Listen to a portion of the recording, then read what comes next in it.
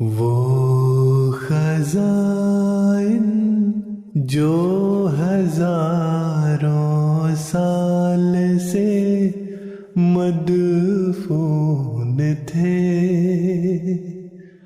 اب میں دیتا ہوں اگر کوئی ملے امیدوار، کوئی ملے امیدوار۔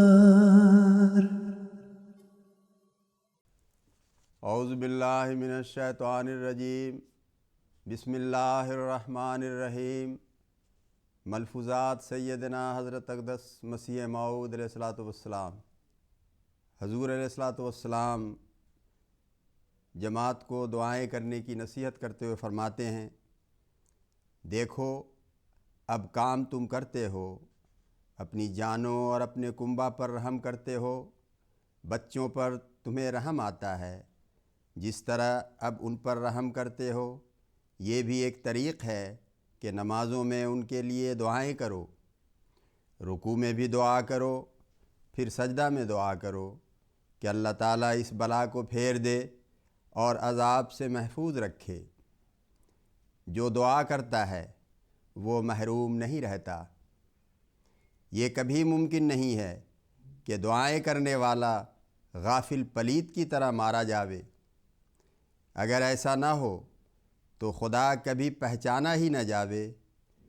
وہ اپنے صادق بندوں اور غیروں میں امتیاز کر لیتا ہے، ایک پکڑا جاتا ہے، دوسرا بچایا جاتا ہے۔ غرض ایسا ہی کرو کہ پورے طور پر تم میں سچا اخلاص پیدا ہو جاوے۔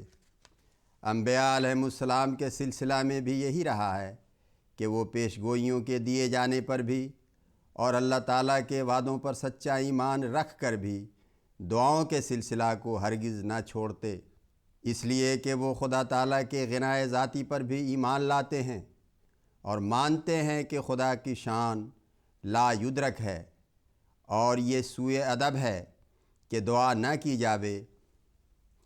لکھا ہے کہ بدر کی لڑائی میں جب حضرت صلی اللہ علیہ وسلم بڑے اضطراب سے دعا کر رہے تھے تو حضرت ابوبکر صدیق رضی اللہ تعالیٰ عنہ نے عرض کی کہ حضور اب دعا نہ کریں، خدا تعالیٰ نے آپ کو فتح کا وعدہ دیا ہے، مگر رسول اللہ صلی اللہ علیہ وسلم دعا میں مصروف رہے۔ بعض نے اس پر تحریر کیا ہے کہ حضرت ابوبکر رضی اللہ عنہ کا ایمان حضرت صلی اللہ علیہ وسلم سے زیادہ نہ تھا، بلکہ حضرت صلی اللہ علیہ وسلم کی معرفت بہت بڑھی ہوئی تھی، اور ہر کے عارف تر باشد خائف تر باشد۔ وہ معرفت آپ صلی اللہ علیہ وسلم کو اللہ تعالیٰ کے غنائے ذاتی سے ڈراتی تھی، پس دعا کا سلسلہ ہرگز چھوڑنا نہیں چاہیے۔ مسیح موعود کی دعاؤں کی عظمت۔ حضور فرماتے ہیں میں آج کل طاعون سے قادیان کے محفوظ رہنے کے لیے بہت دعائیں کرتا ہوں، اور باوجود اس کے کہ اللہ تعالیٰ نے بڑے بڑے وعدے فرمائے ہیں، لیکن یہ سوء ادب اور انبیاء کے طریق سے دور ہے کہ خدا کی لا یدرک شان اور غنائے ذاتی سے خوف نہ کیا جاوے۔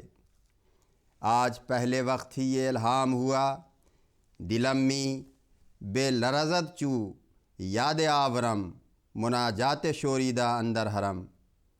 شوریدہ سے مراد دعا کرنے والا ہے، اور حرم سے مراد جس پر خدا نے تباہی کو حرام کر دیا ہو، اور دلمی بے لرزد خدا کی طرف ہے، یعنی یہ دعائیں قوی اثر ہیں، میں انہیں جلدی قبول کرتا ہوں۔ یہ خدا تعالیٰ کے فضل اور رحمت کا نشان ہے۔ دلمی بے لرزد بظاہر ایک غیر محل سا محاورہ ہو سکتا ہے، مگر یہ اسی کے مشابہ ہے جو بخاری میں ہے کہ مومن کی جان نکالنے میں مجھے تردد ہوتا ہے۔ توریت میں جو پچھتانا وغیرہ کے الفاظ آئے ہیں، دراصل وہ اسی قسم کے محاورہ ہیں جو اس سلسلہ کی ناواقفی کی وجہ سے لوگوں نے نہیں سمجھے۔ اس الہام میں خدا تعالیٰ کی اعلیٰ درجہ کی محبت اور رحمت کا اظہار ہے، اور حرم کے لفظ میں گویا حفاظت کی طرف اشارہ ہے۔ پھر حضور فرماتے ہیں کہ باپ کی شکل پر خدا تعالیٰ کو دیکھنا۔ فرمایا حضرت سید عبد القادر جیلانی رحمۃ اللہ علیہ کا قول ہے کہ رأیت ربی علی صورت ابی، یعنی میں نے اپنے رب کو اپنے باپ کی شکل پر دیکھا۔ حضور فرماتے ہیں میں نے بھی اپنے والد صاحب کی شکل پر اللہ تعالیٰ کو دیکھا۔ ان کی شکل بڑی باروب تھی، انہوں نے ریاست کا زمانہ دیکھا ہوا تھا، اس لیے بڑے بلند ہمت اور عالی حوصلہ تھے۔ غرض میں نے دیکھا کہ وہ ایک عظیم الشان تخت پر بیٹھے ہیں، اور میرے دل میں ڈالا گیا کہ خدا تعالیٰ ہے۔ اس میں سر یہ ہوتا ہے کہ باپ چونکہ شفقت اور رحمت میں بہت بڑا ہوتا ہے اور قرب اور تعلق شدید رکھتا ہے، اس لیے اللہ تعالیٰ کا باپ کی شکل میں نظر آنا اس کی عنایت تعلق اور شدت محبت کو ظاہر کرتا ہے۔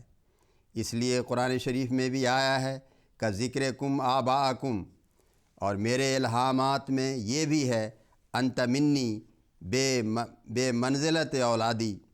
یہ قرآن شریف کی اسی آیت کے مفہوم اور مصداق پر ہے۔ اللہم صلی علی محمد وآل محمد وبارک وسلم انک حمید مجید۔